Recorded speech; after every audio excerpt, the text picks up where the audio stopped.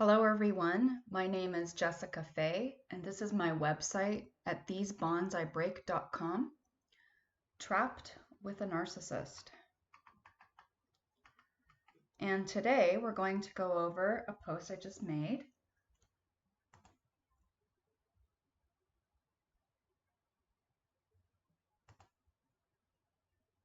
It's called When a Narcissist Gets a Hold of Your Hidden Books and Reads Them. Let's find out what happens if a narcissist reads a book about being a narcissist or an abuser.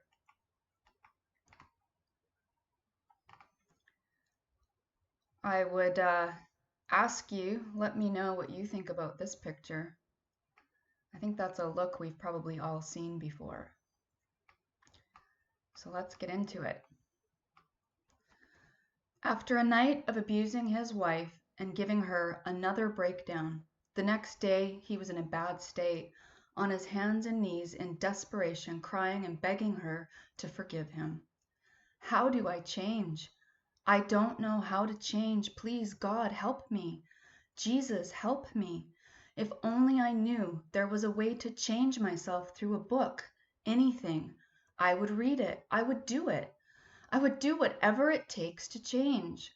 Wife, please help me. Do you know of anything? Do you know how I can get help, please? Help me. A book, anything. She knew she had a stash of books she kept hidden in the house that she keeps circulating around into different hiding places for the past year. She would get a friend to order it for her, and she'd pay her the money so that it didn't show up at the door. One of those books in particular, not only helped her and was her favorite, but it's written from a man who worked over 20 years with narcissistic abusers, male abusers, in-person counseling, and group therapy.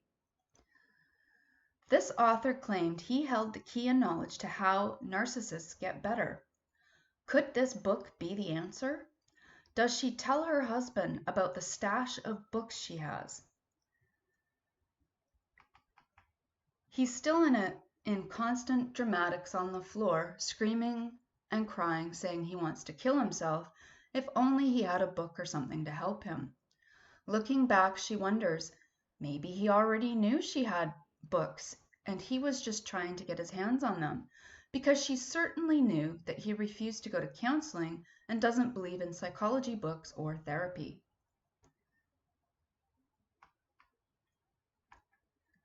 The wife, being an empath, her emotional needing and wanting to help him once again after all these years, her truthful honesty of never lying and not liking to hide anything, she brings him the books.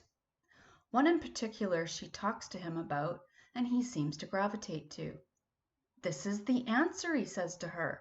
This is written from a man who understands abusive men. Finally, I can get the help that I need and find out how to change the cycle. She could never get him to read anything, but here he was, day in and day out, spending hours in the morning and hours in the evening reading this book. Surely he was going to finally change, right? I mean, he was broken when he begged for this book, and he wanted to change so desperately. He just didn't know how to stop being abusive. But to her shock and dismay, he started to use the very tactics of the abusers in the book against her. She could tell now that he was narcissistically abusing her more and more, and word for word saying and doing the same actions other men used on their victims from the book.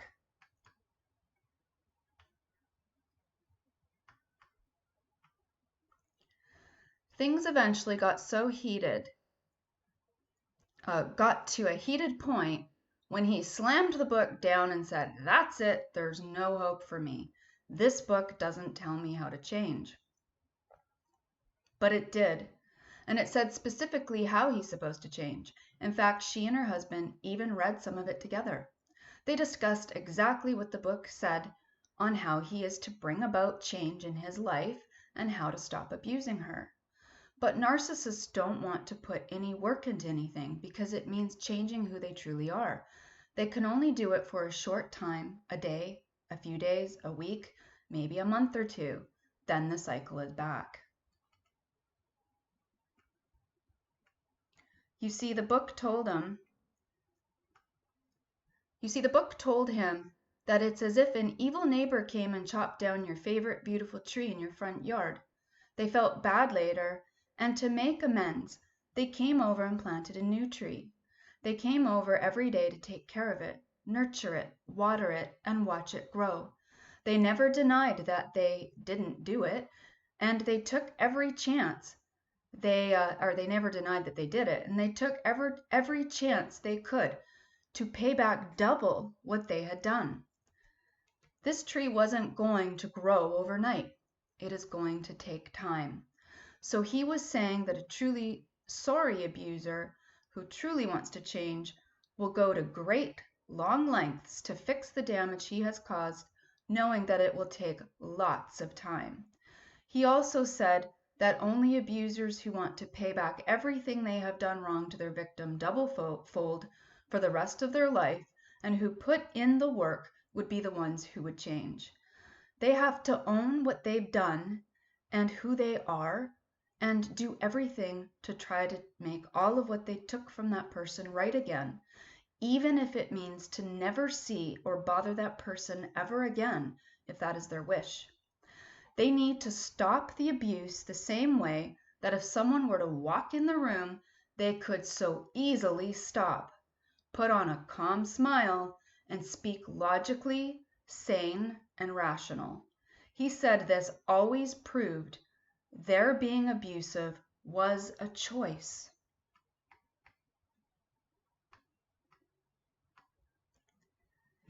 The author in the book stated that abusers have the ability to stop abusing their victim the minute someone walks into the room where the abuse is happening, which proves that they can stop, that it's a choice. They also often put on tears in a big dramatic act and switch the blame onto the victim, and suddenly, after raging and freaking out, they are able to be calm, cool, and collected. The writer of the book, after 20 years of working with abusive men, said this is a telltale sign that these things are deliberate. These are a thought out act in which proves that they can control themselves. Otherwise, they would not be stopping their behavior when someone comes in the room. Many claim they have no control over how they treat their mates, but this therapist never met an abusive man in his 20 years that didn't prove that they all had self-control when it suited them and their needs. A narcissist can't handle this because it means never abusing or hurting anyone again and doing everything that they can to make choices to control and change their behavior, always owning it. But a narcissist goes in and out of denial. He or she might tell you one week that yes, they are abusive and sorry, and then the next week they will deny that they are abusive. They may even start blowing up and getting angry every time you say the word. You cannot change what you do not acknowledge. When they are upset, they do not know how to handle their own feelings and they take it out on someone, usually their mate or child. They feel better by watching the abused person's reaction and feeding off that energy. They don't know how to live without drama. They need that little shot of drama every day, now and then, to keep going and to feel alive. What is the concluding thing that we can learn from this experience? Never trust a narcissist. If you give them your pearls, they will trample you and your gifts and rip you to shreds. They will always use everything good and bad about you against you later. To let them have your books or to let them find them could put you in much danger. It will only add fuel to the fire, and instead of a storm, the narcissist will become a hurricane. So be careful and don't fall for their tactics. They probably already know you have the books and are trying to get their hands on them by playing up the tears and drama. If they are sincere for a moment, feelings will only come emotionally, usually after some sort of a breakdown or major event. Often, it's after the narcissist has been so abusive to you that you have had a breakdown and you can't pull out of it. They may finally start breaking down crying and saying how sorry they are, and it'll be the only time you can talk about the situation, because tomorrow they will have forgotten that the conversation ever happened. How convenient, right? So keep your book stash hidden and don't let them read it. So this doesn't delve in, of course, to every aspect of narcissism, but it gives you a truthful taste of a situation that did happen to someone and gives you an idea of how you must stay strong in your thinking. And if you do make a mistake and you let them into your inner personal world, thoughts and feelings, and try to help them, you're going to get hurt. So please be careful. Please think logically. But the most important thing that you can do is to notice patterns and keep track of these patterns. Learn from them. You are your own best helper. Many of you are in lockdowns around the world. Many of you have no family or friends because this person has now kept you from everything. And you are in your own little bubble. So be your own best friend. Keep sane, keep your sanity, and please stay safe. Look into yourself because the tools are there for helping yourself. It's all about reasoning and noticing that you can never reason with a narcissist. Take care, and we'll talk to you next time.